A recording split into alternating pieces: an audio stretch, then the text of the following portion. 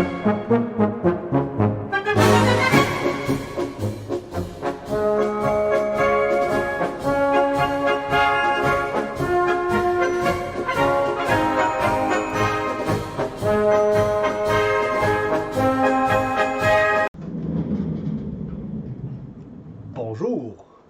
et bienvenue à ce nouvel épisode du Conte vous conte. Et de quoi allons-nous parler aujourd'hui? Eh bien de...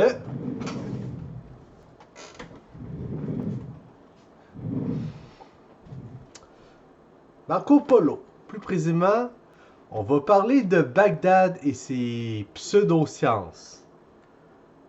Alors, dans l'édition que j'ai, on parle des alentours de la page 78-79. Où Marco Polo nous parle de la cité de Bodak, ce qui est sensiblement sa traduction de Bagdad.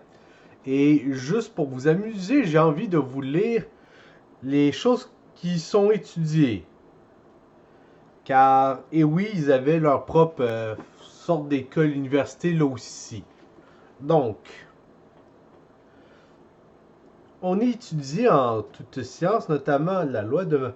Mais la nécromancie, la physique, l'astronomie, la géomancie, la physiognomie et la philosophie. Donc, en gros, ils ont théologie qu'on s'attendrait de la part d'une vie. La philosophie, c'est assez standard pour un lieu d'autre culture. La question, c'est qu'est-ce qui t'est montré comme philosophie, mais ensuite on s'amuse dans les petits trucs amusants. Donc, bon, déjà, nécromancie, à cette époque-là, ça voulait pas dire ramener les morts, faire une armée et ainsi de suite. Ça, c'est plus des trucs de D&D qui sont plus loin. À l'époque, la nécromancie, c'est surtout communiquer avec les morts. Essayer de leur parler puis faire « Hey, monsieur le Maccabée, pouvez-vous me donner quelques réponses sur ce qui s'en vient? » Voilà. Géomancie, c'est la même chose, mais avec des roches. L'astronomie, donc, regarder les étoiles et chercher pour là encore essayer de lire le futur. Donc, rien de bien spécial, mais par contre, pour vos parties de D&D, si vous voulez de l'inspiration, ça fait des choses assez farfelues, puis vous pouvez avoir vos écoles de magie assez spécialisées dans faire du n'importe quoi.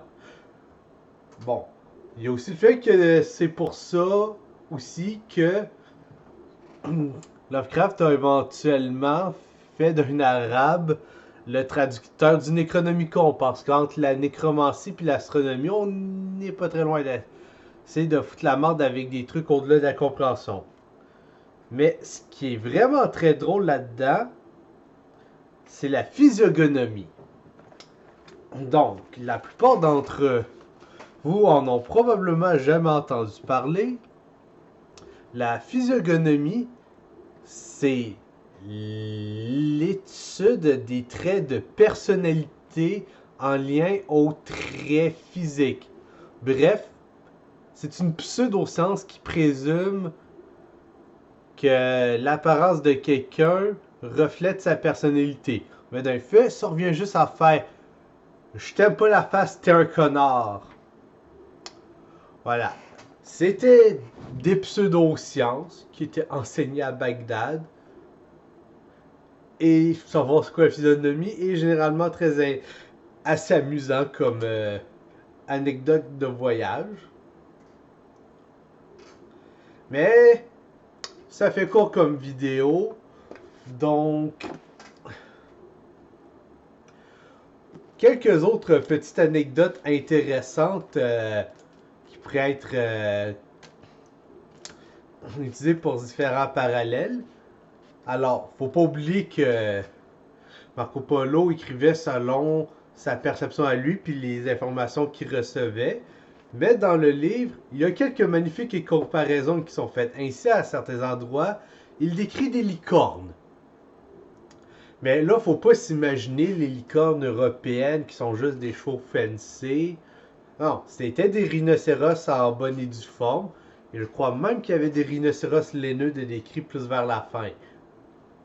Parce qu'évidemment, t'as quelqu'un qui a jamais entendu parler d'un rhinocéros, tu décris ça, qu'est-ce qu'il va comprendre?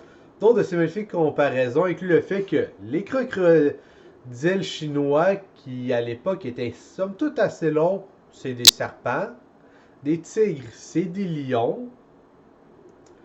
Donc, comme vous voyez, il y a plusieurs trucs qui sont assez intéressants comme comparaison quand on le sait, mais qui fait en sorte que ça donne quand même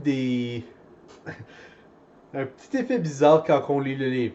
Surtout que dans le cas du tigre, justement, il est décrit comme étant un lion sans crinière et doté de rayures. Tout comme le crocodile est écrit comme un serpent avec des pattes et un bec et une bouche aplatie. Évidemment, comme de raison, que serait un récit d'explorateur sans la mention des cynocéphales. Qu'est-ce qu'un cynocéphale, vous demandez? C'est un homme à tête de chien, mais pas assez cool pour être un des soldats d'Anubis. Et donc, ah oui, dernier petit truc pour finir cette très courte vidéo. Beaucoup des navires naviguant la mer Rouge, Golfe Persique, et mer Indienne étaient faits de très piètre qualité, qui est d'ailleurs compté par ce cher Marco. Et parmi cette faible qualité-là, il y a le fait que bon, le bois était pas très bon, c'était pas super étanche, et à peu près à la moindre vague, ça pétait. Ce qui faisait que les gens avaient plusieurs outres dans lesquelles ils mettaient, entre autres, le bois, la nourriture et des affaires, plus quelques outres de spare. Et ce qui se faisait quand ils coulaient, c'est qu'ils essaient de se faire un radeau d'outres. Et au fur et à mesure qu'ils consommaient des trucs, ils gonflaient aussi les outres, ce qui assurait aussi la flottaison. Puis, donc, quelques outres que du stock dedans, puis de l'air, quelques autres que c'est juste de l'air, ça fait un radeau à peu près douteux. Et voilà, on espère survivre après qu'une vague nous ait pété. Bon, je devrais aussi mentionner en toute honnêteté que le bois pas très bon est décrit comme étant hautement cassant. Donc, très rigide au point qu'au lieu de courber comme les bois utilisés par les Européens, il cassait sous un effort trop grand.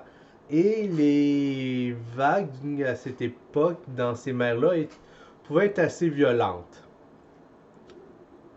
Et je crois que ça fait à peu près le petit tour pour aujourd'hui.